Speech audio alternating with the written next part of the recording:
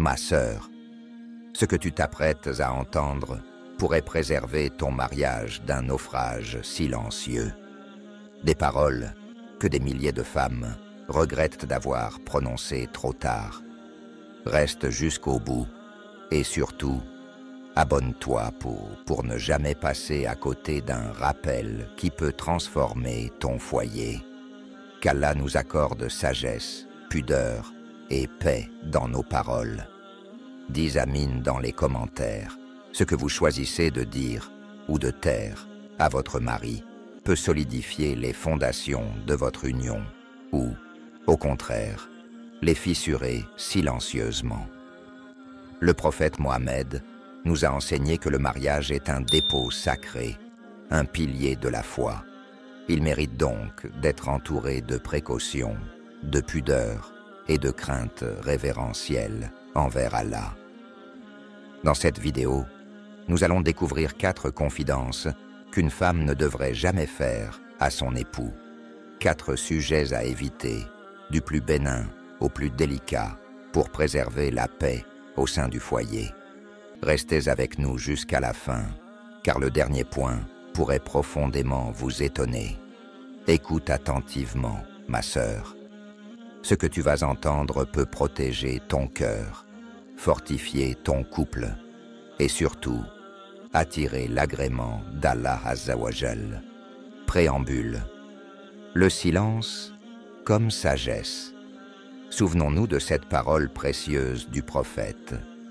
Que celui qui croit en Allah et au jour dernier dise du bien ou se taise. Dans le mariage, chaque mot a un poids. Chaque parole peut construire ou détruire. Et parfois, se taire est un acte de foi. 1. Ne jamais comparer son mari à un autre homme. L'une des erreurs les plus courantes, mais les plus dévastatrices, est de comparer son époux à un autre, que ce soit verbalement ou dans ses pensées. Dire des choses comme « Pourquoi tu n'es pas comme un tel ? Le mari d'une telle fait ceci ou cela ». Ce genre de remarques, même prononcées sur le ton de la plaisanterie, est une flèche empoisonnée qui atteint profondément l'ego et le cœur de l'homme. Cela lui envoie le message blessant qu'il n'est pas à la hauteur à vos yeux. Spirituellement, cela reflète un manque de reconnaissance envers les bienfaits qu'Allah vous a donnés. Le Coran nous dit « Ne convoitez pas ce qu'Allah a attribué à certains d'entre vous plus qu'à d'autres. » Sourate An-Nisa 4:32. Chaque mari est une épreuve ou une faveur d'Allah. Et le prophète nous a enseigné un remède contre la frustration. Regardez toujours ceux qui ont moins que vous, et non ceux qui sont au-dessus de vous. Plutôt que de pointer ce que votre mari n'est pas, soulignez ce qu'il est. Encouragez-le, valorisez-le, remerciez-le même pour les petites attentions. Une épouse sage ne rabaisse pas, elle élève par la douceur. 2. Ne jamais révéler les détails de vos relations passées. Ce point est d'une sensibilité extrême. Si vous avez eu un passé amoureux ou des erreurs avant votre mariage, n'en parlez jamais dans les détails à votre mari. Votre passé appartient à Allah et à votre repentir. S'il vous a couvert de son voile miséricordieux, ne le déchirez pas de vos propres mains. Le prophète a dit « Toute ma communauté sera pardonnée, sauf ceux qui exposent leurs fautes. » Parler de vos anciens liens, même de façon légère, pourrait semer le doute, l'insécurité, voire l'obsession dans le cœur de votre époux. Cela pourrait déclencher jalousie, malaise ou rupture de confiance. En islam, taire un passé pardonné n'est pas mentir, c'est faire preuve de haya, pudeur, et de hikma, sagesse. Sauf si une vérité a un impact direct et grave sur la vie conjugale, comme une maladie, une dette cachée, etc. La pudeur est la règle. Allah est à sitir, celui qui voile. Préservez ce voile, ma sœur, et si ton cœur est lourd, tourne-toi vers celui qui sait tout, pas vers un homme qui ne saura peut-être pas porter ce poids. 3. Ne critiquez pas sa famille. Critiquer les parents ou la famille de votre mari, même si vous êtes blessé ou agacé, est un chemin glissant vers la rupture émotionnelle. Dire « ta mère est toujours sur mon dos »,« ta sœur est impolie », ce sont des phrases qui enveniment. Même si c'est vrai, même si vous avez raison dans le fond, la forme peut blesser profondément. Un homme reste lié par amour et devoir à sa famille, surtout à sa mère. Vous le mettez dans une situation de conflit intérieur insupportable. L'islam valorise le maintien des liens familiaux. Le prophète a averti contre ceux qui coupent les liens de parenté. Si vos paroles poussent votre mari à se détourner de sa famille, c'est vous qui aurez allumé l'étincelle, et c'est Shaitan qui s'en réjouira. Parlez avec douceur, choisissez le bon moment.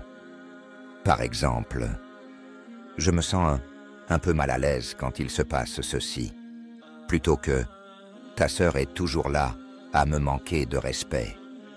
La sagesse, c'est d'exprimer un ressenti, non une accusation. Et Allah aime ceux qui apaisent. 4. Ne jamais humilier votre mari sur son physique ou ses revenus. Toucher à la virilité d'un homme, c'est briser une part intime de son identité. Dire « Tu ne me satisfais pas, tu ne gagnes pas assez, tu n'es plus attirant ». Ce sont des coups directs au cœur de l'homme, capables de briser sa motivation, de semer honte ou colère. L'intimité dans un couple était sacrée. C'est un lieu de miséricorde, pas un tribunal.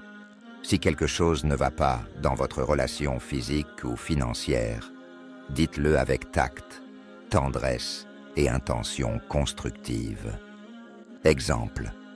J'aimerais qu'on prenne plus soin de notre santé tous les deux, et si on essayait de mieux gérer nos dépenses ensemble. Beaucoup d'hommes font ce qu'ils peuvent avec ce qu'Allah leur a donné, et si Allah vous a mis à l'épreuve par la pauvreté, soyez dans la patience et la gratitude. Le prophète a dit « Regardez ceux qui ont moins que vous. Cela empêche l'ingratitude envers les bienfaits d'Allah. Soyons le vêtement l'un de l'autre. » Le Coran décrit le couple ainsi. « Elles sont un vêtement pour vous, et vous êtes un vêtement pour elles. » Un habit protège, réchauffe, embellit. Il ne dévoile pas, il ne blesse pas. Vos paroles peuvent être une miséricorde ou une douleur. Apprenez à maîtriser votre langue, à purifier vos intentions. Avant de parler dans une situation sensible, dites intérieurement « Ô Allah, accorde-moi la sagesse dans mes propos et la douceur dans mon cœur. Si ce rappel t'a touché, partage-le autour de toi. Peut-être sauvera-t-il un couple, restaurera-t-il une paix oubliée. Abonnez-vous à notre chaîne pour recevoir d'autres rappels, d'autres lumières pour le cœur et l'esprit. Et dans les commentaires, dites Amin à cette invocation. Qu'Allah fasse de nos foyers des refuges de sérénité, de miséricorde et d'amour. Qu'il purifie nos langues, éclaire nos intentions et bénisse nos unions. Amin, Ya Rab.